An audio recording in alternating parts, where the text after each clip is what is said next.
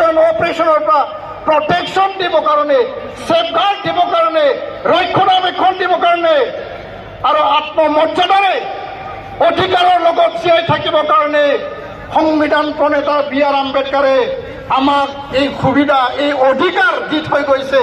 আৰু আপোনালোকে জানে, জনজাতি জন্ম হৈ পেলাই প্ৰমাণ পত্ৰ নহয়, নাপায়। জন্ম হোৱাৰ আগতে জনজাতি হ'ব লাগিব, তাৰ পিছতে জনজাতি হৈ জন্ম হ'ব। কাৰণ এইটো আমাক প্ৰকৃতিয়ে দিছে। যিসকলক ব্ৰিটিছৰ শাসন আছিল, যি সময়ত ভাৰত মহাত্মা গান্ধীৰ আন্দোলনৰ যোগেদি ভাৰত স্বাধীনতা লাভ কৰিলে, তাৰ পিছত আমাক অধিকাৰ দিলে। এই অধিকাৰৰ আগতে আমি অসমৰ ভূমিপুত্ৰ, এই জংঘল আমি কাটিছো, জংঘল ৰক্ষণাবেক্ষণ কৰিছো আৰু এই অসমখনৰ ভূখণ্ডক আমি সুন্দৰকৈ সজাই পেলাই ভৱিষ্যতৰ কাৰণে এই ভূখণ্ডখন আমি ৰক্ষণাবেক্ষণ কৰি আহিছো। আৰু প্ৰকৃতিয়ে আমাক জনজাতিৰ স্বীকৃতি তাহানিও দিছে হাজাৰ হাজাৰ লাখ বছৰৰ আগতে, আৰু ইয়াৰ পিছতে ভাৰতৰ সংবিধানে আমাক এই স্বীকৃতি প্ৰদান কৰিছে। মই ইয়াৰ কাৰণে ক'ব বিচাৰোঁ যে ৰাজনীতিক স্বাৰ্থত, ৰাজনীতিক লাভালাভৰ স্বাৰ্থত 2014-16 হওক, 2019-ত কা আন্দোলন প্ৰতিহত কৰাৰ স্বাৰ্থত, 2025-ত, 2026-ৰ বিধানসভা নিৰ্বাচনক লৈ যদি এই কথা চিন্তা কৰিছে, এই কথা আমাৰ কাৰণে ভাল নহ'ব।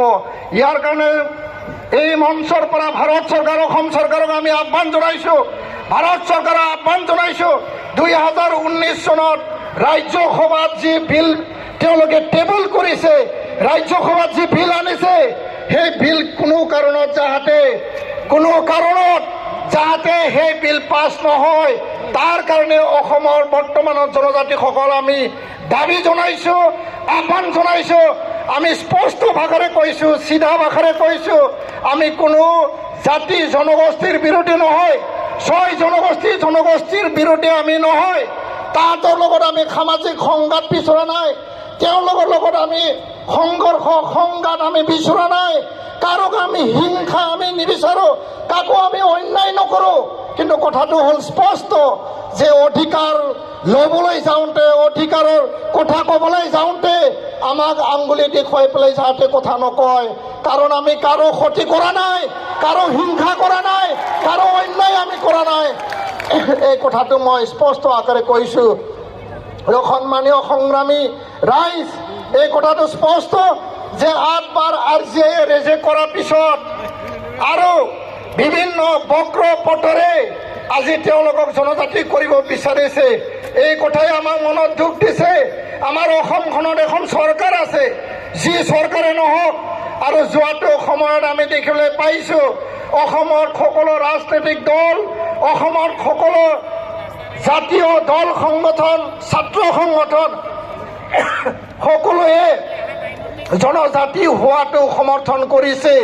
তেওঁলোকে বিবেচনা কৰক বৰ্তমানৰ জনজাতিসকলৰ অস্তিত্ব সুৰক্ষিত ভৱিষ্যতৰ কথা, আৰু যিসকল ব্যয়বহুল জনগোষ্ঠী, যিসকল আগবঢ়া জনগোষ্ঠী, তেওঁলোকৰ কথা তেওঁলোকে আগবাঢ়ি গৈছে।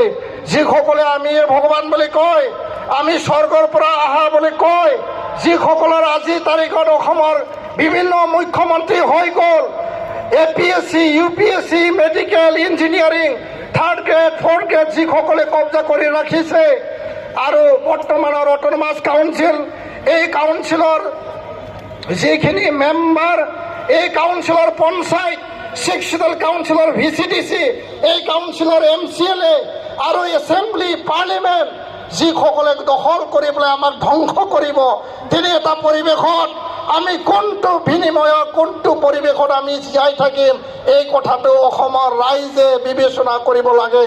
কোনো ট্ৰাইবেল ষ্টেটৰ কনচেপ্ট নাই ভাৰত সংবিধানত।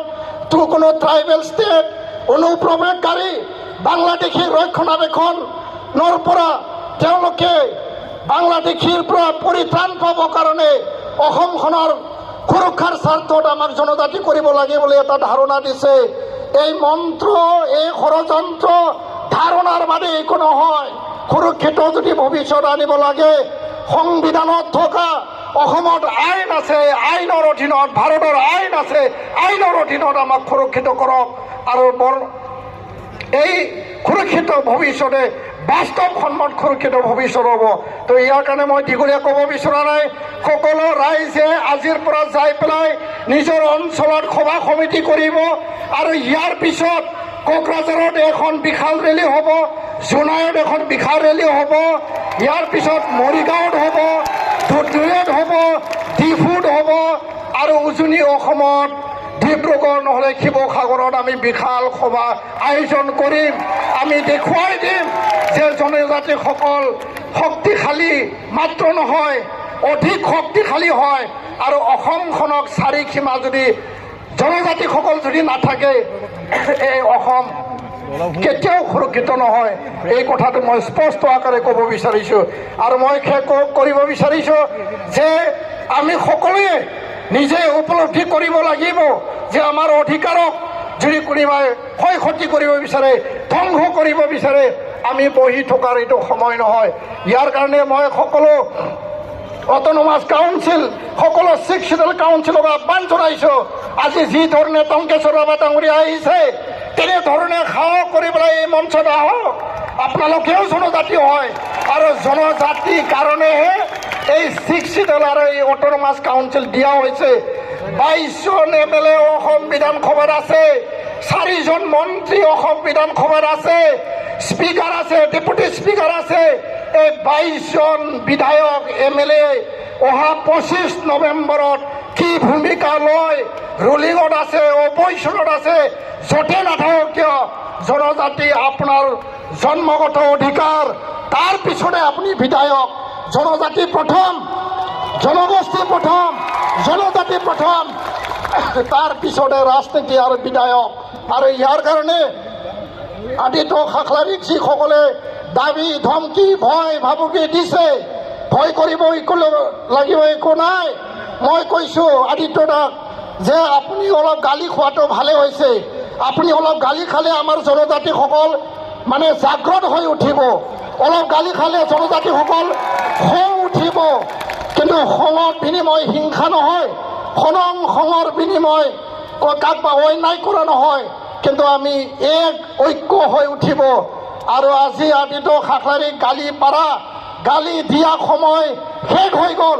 আজিৰ পৰা যদি কোনোবা গালি পাৰে আমি আদিত্য খাখলাৰীৰ হৈ ট্ৰাইবেল সংঘৰ হৈ সকলোৱে থিয় দিব, এই কথাটো মই কৈছোঁ। তো ইয়াৰ কাৰণে জনজাতি সংগ্ৰামী ৰাইজ আজিৰ পৰা এই সংগ্ৰাম আৰম্ভ হৈছে, এই ট্ৰেইলাৰ আৰম্ভ হৈছে আৰু সঠিক আৰু বাস্তৱ আন্দোলন, শান্তিপূৰ্ণ জংকী গণতান্ত্ৰিক আন্দোলন লক্ষ লক্ষ লোক ওলাব। এই কথা এই মঞ্চৰ পৰা ক'লোঁ। ভাৰত চৰকাৰ, অসম চৰকাৰক সকীয়াই দিছোঁ, জনজাতিক ধ্বংস কৰি যিকোনো বিনিময়ত ৰাজনীতিক স্বাৰ্থত যি জনজাতিকৰণ কৰিব ওলাইছে তাৰ পৰা বিৰত থাকক আৰু নিজে উপলব্ধি কৰক ইয়াৰ দ্বাৰা কোনো ৰাজনীতিক লাভালাভ নহয়। বৰঞ্চ অসমখন ইতিহাসৰ পুনৰাবৃত্তি কৰিব নালাগে।